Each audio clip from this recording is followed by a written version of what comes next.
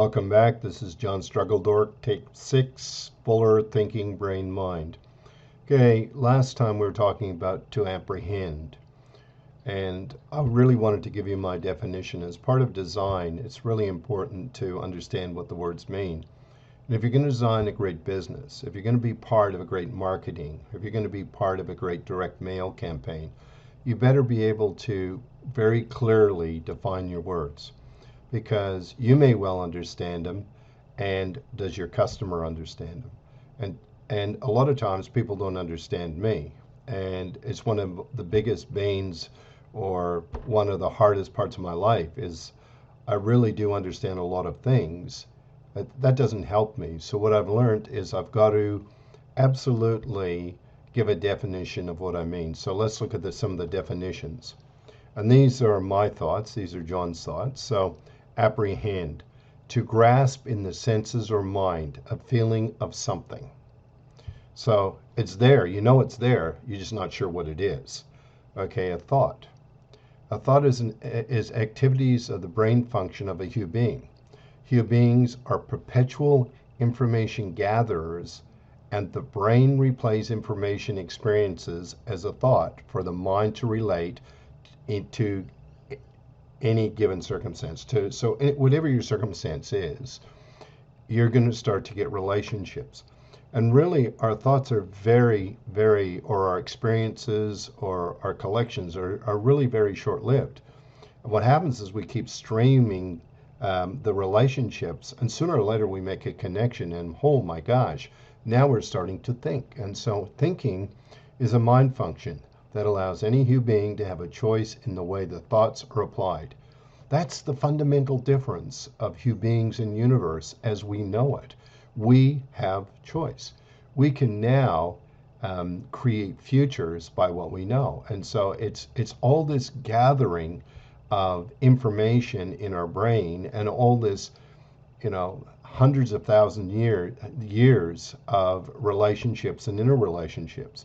So now we're capable of using the mind to relate, reflect, refract, then to have a cosmic choice and move towards different outcomes, creating different futures. This is errant nonsense to think that we can't create value-added futures for everybody on this planet. And we can do it through business and by having good business design.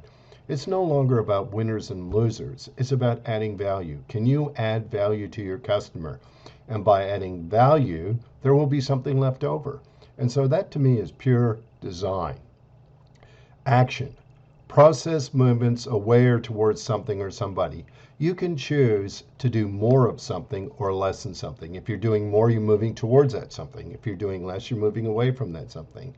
And in my view, that's the important distinction about a human being and universe. We have a brain, we have a mind, and they're developed.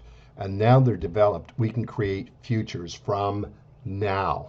We don't have to look a million years back, because we're able to make decisions from all our collective consciousness. Here's a point of view from a guy by the name of Bruce Lipton. And Bruce Lipton is a biologist, and he specializes in a thing called epigenetic.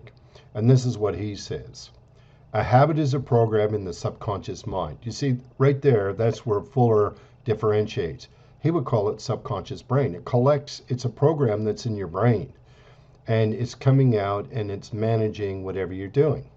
So when a stimulus comes in and there is a habit in the subconscious mind relate to the stimulus, it will automatically engage into that behavior. Note the subconscious mind is 1 million times more powerful than the conscious mind.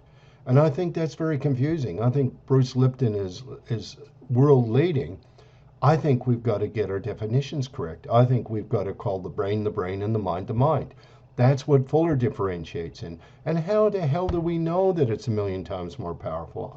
I don't know what that number is.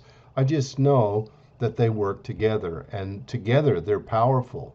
Does it matter whether one's more powerful than the other? I don't know. What I do know, if I want to create a future, I have a choice. And then Lipton goes on to say, our thoughts have the power to determine our reality. And that's really it is. We have choice. When we're in thought, we can choose that choice. We can move towards it or we can move away. I don't like that. I like that. I'm going to move towards it. I'm going to move away from it. And so let's finish with Fuller. Fuller says humanity is beginning to transform from being utterly helpless and only subconsciously coordinated with important evolutionary events. So what he's saying is, until our mind developed further, we were totally driven by our subconscious. We totally had instincts. But now all of a sudden we have mind and we have choice. And with choice, what are you going to do? You can choose to design a business. You can choose to add value in a business. That's up to you. And if you take that responsibility and accountability, there's a very good chance that you will have a successful business. We've gotten ourselves into trouble, into much trouble. But at the critical transformation stage, we're reaching a point where we are beginning to make some measurements, beginning to know a little something. That's the point. In the overall of the universe, human beings know a little bit about something. We know enough to create futures. We can create our futures starting now. We can create great businesses starting now. You have to make the choice to move towards that now and create that future. Till next week, Struggle Dork out.